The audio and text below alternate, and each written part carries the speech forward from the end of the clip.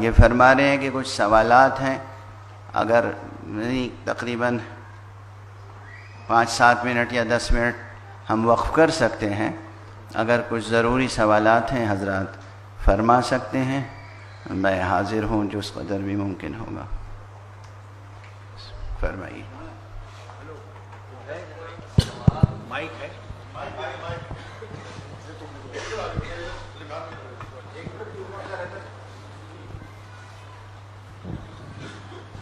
قبلہ میرا سوال سے زیادہ ایک توجہ دلاؤ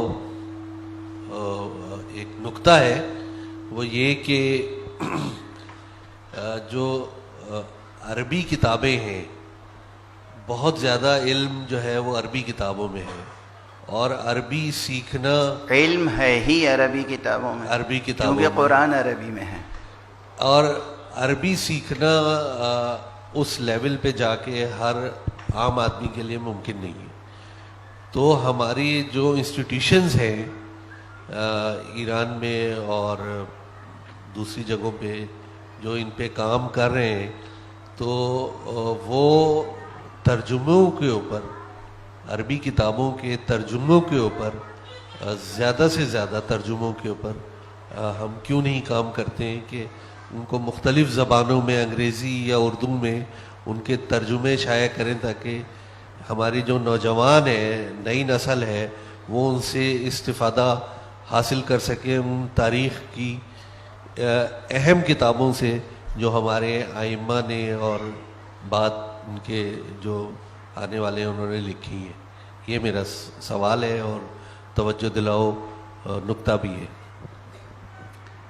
بسم اللہ الرحمن الرحیم. عموماً حضرات فرض کر لیتے ہیں کہ یہ کام نہیں ہوا، پھر سوال کرتے ہیں کیوں نہیں ہوا. ماشاءاللہ علماء متوجہ ہیں، ملتفت ہیں، اور بہت پہلے سے ترجمے کا کام ہو رہا ہے. ترجمے کا آغاز رسول اللہ صلی اللہ علیہ وآلہ وسلم کے زمانے سے ہو گیا تھا. سب سے پہلے قرآن مجید کی سورہ مبارکہ حمد کا ترجمہ جناب سلمان فارسی نے فارسی زبان میں کیا تھا، اور اس کے بعد سے اب تک مسلسل علماء کام کرتے ہیں، ترجمہ کرتے ہیں. اردو زبان میں مولا امام سجاد علیہ السلام کی دعاؤں کا جو مجموعہ ہے صحیفہ سجادیہ کی، 10 سے زیادہ ترجمے اب تک ہو چکے ہیں اور وہ چھپ چکے ہیں. مگر ہمارے یہاں ذوق مطالعہ نہیں ہے، جستجو نہیں ہے، انکریج نہیں کرتے، خرید کے نہیں پڑھتے. ہدیہ دے دیجئے تو طاق پہ رکھ دیتے ہیں، مفت کی چیز سمجھ کے پڑھتے نہیں ہیں. نہج البلاغہ کے 20 سے زیادہ ترجمے صرف اردو میں ہو چکے ہیں، 20 سے زیادہ. سنی علماء نے بھی کیے ہیں.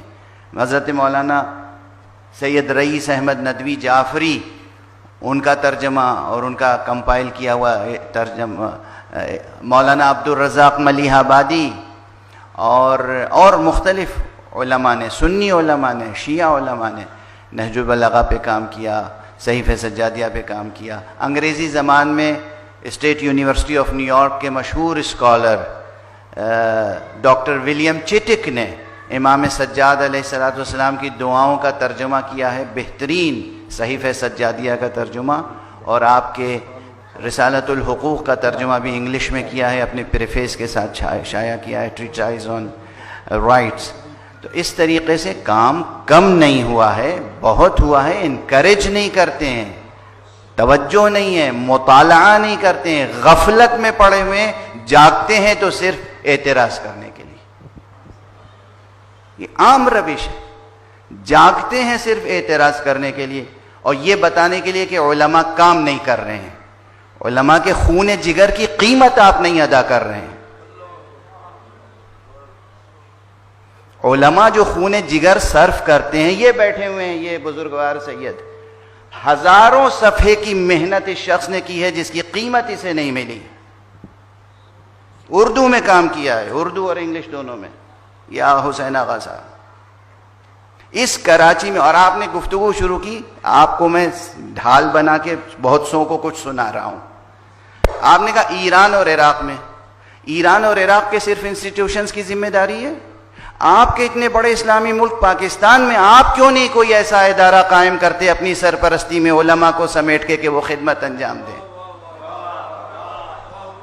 ایران کا ادارہ کیوں نہیں کام کر رہا ہے؟ عراق کا ادارہ کیوں نہیں کام کر رہا ہے؟ آپ کیوں نہیں کام کر رہے ہیں؟ میں آپ سے بھی تو پوچھ سکتا ہوں، آپ کیوں نہیں کام کر رہے ہیں؟ اس فقیر کی صرف ذمہ داری ہے؟ اس گدھا کی صرف ذمہ داری ہے؟ اس نادار کی صرف ذمہ داری ہے؟ معاف فرمائیے گا، سوال آپ نے بہت اچھا کیا تھا، لیکن خود ہی کہا تھا سوال نہیں ہے، توجہ دلاؤ ہے، تو میں بھی توجہ دلا رہا ہوں۔ توجہ اسے دلائی جاتی ہے جو غافل ہو۔ آپ ہمیں غافل سمجھتے ہیں؟ علماء کو غافل سمجھتے ہیں آپ؟ علماء کی تحقیر جتنی ہوتی ہے آپ کے معاشرے میں، کبھی اس پر آپ نے توجہ دلاؤ کیا تحریک چلائی؟ جھوٹے علماء کو علماء کا تاج پہنانا اور سچے علماء کو پامال کرنا آپ کی سیرت بن گئی ہے۔ کرتے علماء کے علاوہ کام کون کرتا ہے یہ بتا دیجئے مجھے۔ علماء کے علاوہ کام کون کرتا ہے؟ جہلا کام کرتے ہیں، جہلا کام کرتے ہیں۔ ایسا نہیں ہے عزیز محترم، معاف فرمائیے گا۔ اور کوئی سوال ہے؟ ہلو، بس اب کافی ہے۔